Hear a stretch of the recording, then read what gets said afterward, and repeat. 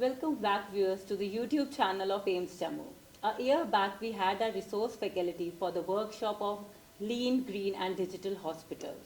So now we are back again with our resource faculty, Professor Julie Davies from UK. We welcome you, ma'am. Thank you. Dr. Kamal Gulati from AIIMS, New Delhi. So ma'am, recently we came to know that you're working on the Shakti mentorship program. Though I'm not taking the right name, I know, but I would like to know that why did you launch this Shivening Shakti Healthcare Professional Development Program? Well, in the past year since we talked, we have conducted 60 interviews with women and men physicians in the UK and India, and this is the next stage of the program. So our findings were that there were still considerable gender disparities and disparities between management and medicine. And so this is the next stage, thanks to Shivening alumni program funding. We've developed this program. We've developed a platform on LinkedIn and WhatsApp to bring together healthcare professionals in India and the UK to support the India-UK roadmap, which is about strengthening both health systems to do good. So the program entails mentoring, the Shakti mentoring program for health professionals, with joint working between physicians and other healthcare practitioners in India and also in the UK, particularly on the UCL, MBA and EMBA health programs. And we also have capability building, capacity building, such as these workshops we've been holding in India at the beginning of 2024, and ongoing collaborations to look forward to research and strengthening systems and relationships between the two countries. So, Dr. Gulati, would you like to add something into the program, what ma'am has just mentioned? Yeah, Julie has given a very good background that why this program was conceived and launched. Shakti is, I believe, the most appropriate name because it reflects women power in Indian context. You know, Shakti is like our goddesses are known as Shakti. So the idea was to empower women through training, mentorship and capacity building in our healthcare system, so that they can take leadership positions in the hospitals and other healthcare organizations and deliver efficient and effective quality services to the people of our country. The idea was actually conceived by Dr. Julie Davies and me about a year ago when we were writing a bid proposal for the Shivening CAPF bid.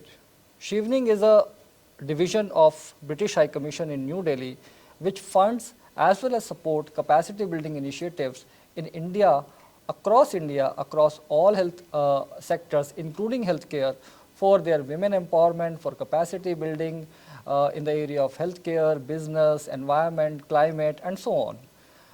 So the idea was that we come from the healthcare field and we should write a bid proposal so that we can organize capacity building workshops, at least 2 workshops in different parts of the country other than metropolitan cities, where people generally do not reach and where the gap is immense, where people are not exposed to leadership challenges, leadership strategies, and they can learn from a diverse profile, experience from the UK, experience from the Monash University, Australia, Newcastle University. Our colleagues have joined from Newcastle, Monash and the UCL Global Business School for Health.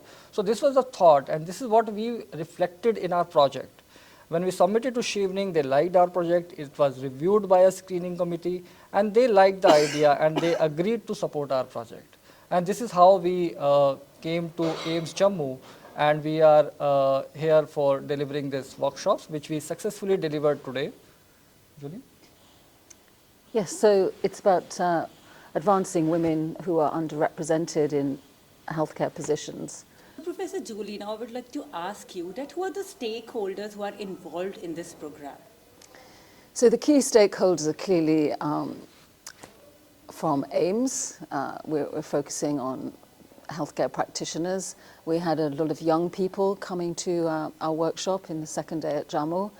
So in terms of healthcare practitioners, our first year was looking at physicians, but clearly multidisciplinary teams, interdisciplinarity, cross-sector working are very important. So healthcare practitioners from a range of professions, including nursing, a strong element to that. Also managers, senior executives, so it's an inclusive approach in terms of our stakeholder management. And we want universities. We've had a range of universities and in the UK and India and in Australia. So we're looking for partners who believe in improving healthcare systems and strengthening capabilities of healthcare practitioners in the boardroom and in making decisions in a very complex sector which takes increasingly more and more GDP of nations. So to our audience, I guess, is those people who want to come with us on the journey to improve the Sustainable Development Goal 8, decent working lives for these healthcare practitioners, and SDG 3, which is about health and well-being of all of us, and SDG 5 linked to gender equalities, improving equalities. Yes, ma'am. So I think Dr. Kamal will agree with me that a large population of stakeholders are on the target list of ma'am. So it will be a big job, I think, for you to bring it to a success level. So I would like to ask you, what do you see as the key measures of success in your work as part of the UK-India roadmap in this healthcare?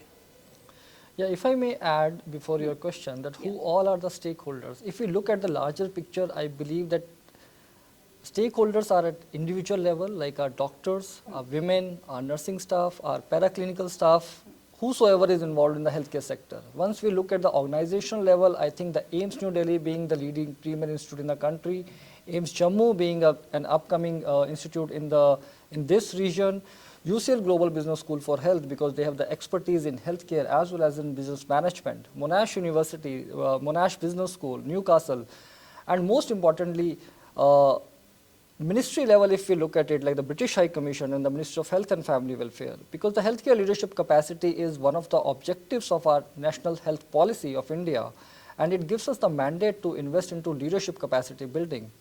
And now the stress is given for empowering women, through G20 and various other measures which government has launched, and as per the Sustainable Development Goals, I think that women can play a key role not only in the healthcare sector, but across all sectors in the years to come. And that is why this is the right time to launch such programs, such initiatives, and invest into building leadership capacity in our part of the world with the knowledge mobilization, capacity building, and the experience of the international experts. I think this is the right time that we should look at it. So I think everybody is a part of this journey or is this initiative, which we are a small people who are actually investing into it.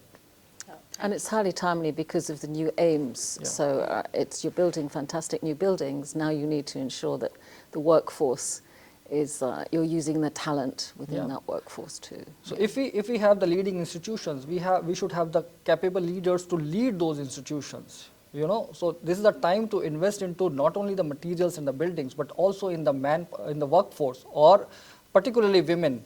Because if you know that about 60% of women are coming into medicine now, so we should have some intervention at all levels, not only for medics but also for the nursing staff, so that they can acquire leadership roles in the healthcare system at all levels, and that is what training and mentorship can play a very important role, I believe.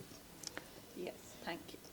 So same, I'm coming back to my question, that what are the key measures of success you're looking for, the roadmap you have been creating for UK and India? So the 2030 UK or India-UK roadmap is looking at two countries that are both very strong in the health sector in different ways, and building on those and building the relationship in the geopolitics going on in the world. We see a lot of fragmentation and conflict, and clearly supply chains are coming to India from other parts of Asia. And we both have elections this year too, so there's a lot of dynamism in the sector. So India's ambition by 2047 to be the second largest economy on the globe. You are now the fifth, we're the sixth. I think building on the strengths of those relationships is very important in a hugely growing, complicated, complex sector, which is an increasing burden on individual out-of-pocket and their lives and on national. So I think this Shakti mentoring program and the other activities linked to the Sheepning Fund is strengthening at an individual level, individuals' competences, confidence and connections, capabilities, and also institutionally much closer partnership with research and innovation activities, I think is really important across various countries. And we have students at the University College London who are from 15 different countries, particularly on the MBA program currently, and they will be involved in this mentoring as well. So I think cross-border, peaceful relationships and strengthening the next generation of healthcare leaders is absolutely critical, including women in the boardroom. Yes, ma'am. So I think, Dr. Kamal, this is quite a very ambitious task which both the countries have taken on their shoulders. Anything you want to add? I just want to say that not one person can do it. It has to be collaborative, and we need supports from all stakeholders at all levels so that we can bring some change in our existing system. So with these words and taking this ambitious project in their hands with both the countries, looking forward to making our women more ambitious, mentoring them so that they lead from the front. I thank both of you, and I wish a very nice stay in India. Thank you so much for joining us. Thank you so much. Thank you.